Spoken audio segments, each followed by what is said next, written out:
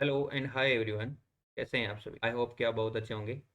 तो MSc final year का advance quantum mechanics scattering theory नाम के यूनिट का लेक्चर नंबर 6 और आज का आपका टॉपिक रहेगा hard space scattering eight high energy. कल हमने देखा था लो एनर्जी के ऊपर, ठीक है। तो हाई एनर्जी के ऊपर आज हार्ड स्पेस स्कैटरिंग को हम यहाँ पर पढ़ने वाले हैं, ठीक है। तो देखिए हार्ड स्पेस स्कैटरिंग ये आपकी हेडिंग आज। तो देखो सबसे पहले हम क्या यूज करने वाले हैं, यहाँ पर पार्शियल वेव मेथड को यूज करेंगे। और पार्शियल वेव मेथड आपका क्या होता है, sigma equal to 4 pi upon k square, ठीक है। Summation of L equal to 0 to l plus का 1 साइन स्क्वायर डेल एल, ठीक है। ये आपका पार्शियल वेव मेथड होता है, ठीक है। तो इसको हम कहेंगे at low energy. Low energy के ऊपर एल इक्वल टू क्या होता है भाई, 0 हो जाता है। तो एल इक्वल टू 0 होता है तो वहां पर क्या होती है भाई, एस एस वेव क्या होती है, स्कैटरिंग होती है। और एस वेव स्कैटरिंग होते हुए वो डोमिनेंट हो जाती है। और ये क्या कहता है भाई, so S wave scattering is dominant at but at high energy all value of L equal to 0 1 3 5 7 L maximum are possible. यानी कि एल की जो हार्ड स्पेयर स्कैटरिंग के अंदर आपकी एस वेव स्कैटर्ड होकर डोमिनेंट होती है, वो हाई एनर्जी के ऊपर एल की वैल्यूज होती है। उनको वो कौन कौन सी वैल्यू को पॉसिबिलिटी बताती है भाई, 0 के ऊपर, 1 के ऊपर, 3 के ऊपर, 5 के ऊपर, ठीक है। इस प्रकार से ये एल मैक्सिमम तक पॉसिबल होती है, ठीक है। तो देखो आगे की ओर एट एल इक्वल टू हमारे पास में फेज डिफरेंस कितना है भाई, 1 2 3 4 5 इंफिनिटी तक फेज डिफरेंस है। तो फेज डिफरेंस को हम आपके एंगल के अंदर नोट करने के लिए क्या यूज कर लेंगे भाई, यहाँ पर यूज कर लेंगे आपका del naught, sorry del 0 del 1 del 2 del 3, ठीक है। ये इंफिनिटी तक चला जाएगा। तो देखिए तो there are different different phase shift और डिफरेंट एंगुलर मोमेंटम, यानी डिफरेंट फेज शिफ्ट के लिए डिफरेंट एंगुलर मोमेंटम है। So let's consider average value. तो एवरेज वैल्यू किसकी निकालेंगे, आपके पास में ये आपका कौन सा फॉर्मूला है, पार्शियल वेव मेथड वाला फॉर्मूला है। तो इस फॉर्मूले के अंदर आपके पास में ये ट्रिग्नोमेट्रिकल फंक्शन है। और ट्रिग्नोमेट्रिकल फंक्शन के अंदर हम क्या यूज कर लेंगे, यहाँ पर आपका आपकी एवरेज वैल्यू को यहाँ पर यूज कर लेंगे, ठीक है। तो देखो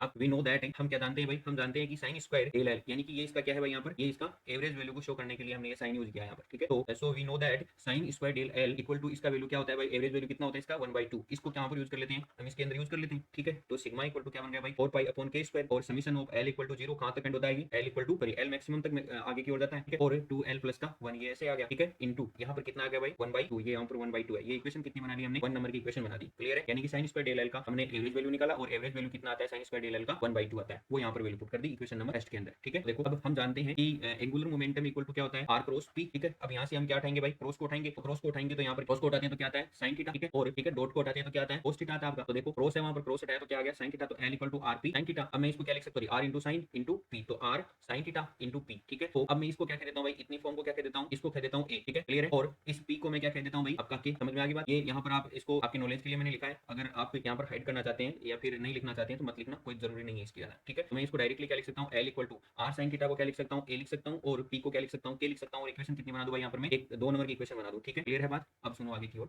तो अब मैं यहाँ पर क्या कहता हूँ भाई, यहाँ पर मेरे पास में एल मैक्सिमम, देखो वहां पर सिग्मा इक्वल टू क्या भाई, क्या था भाई यहाँ पर, वहां पर था आपके पास में 2 pi upon A square summation of क्या था, एल इक्वल टू 0 और एल मैक्सिमम और 2l प्लस का 1, यही तो था, ठीक है। तो एल मैक्सिमम कहाँ पर चला गया भाई, ए तक चला गया, ठीक है। तो मैंने यहाँ पर ये वैल्यू क्या रखी, ए, ठीक है, मैक्सिमम की जगह, क्लियर है क्या बात। तो आगे की ओर चलते हैं हम इसके अंदर। तो देखो अब मेरे पास में यहाँ पर ये टर्म कहाँ से कहाँ तक जाती है, देखो 0 प्लस 1 प्लस 3 प्लस कहाँ तक जाती है, सॉरी इसके अंदर 0 नहीं इंक्लूड है, 1 मिनट मैं इसको काट देता हूँ। देखिए तो देखो ये कहाँ से कहाँ तक एक्सपेंड होती है, 0 तो जुड़ता ही नहीं है ना। तो देखो 1 प्लस का 3 प्लस का 5 प्लस का 7 प्लस का 9 प्लस आगे की ओर ये एक्सपेंड होती जाती है, ठीक है। तो एक बात बताइए, ये कितना हो गया भाई, 4 हो गया क्या, ये कितना हो गया 4, 1 प्लस का 3 कितना हो गया 4, किसका स्क्वायर होता है 9 का स्क्वायर होता है। आगे की ओर देखना ये कितना हो गया 5 प्लस का 3 कितना हो गया 8 8 1 या 8 8 1 प्लस 9 हो गया ना, ठीक है। तो 9 किसका स्क्वायर होता है, का स्क्वायर होता है। आगे की ओर देखो ये, ठीक है, 5 3 8 1 9 और 9 7 कितना हो गया 16।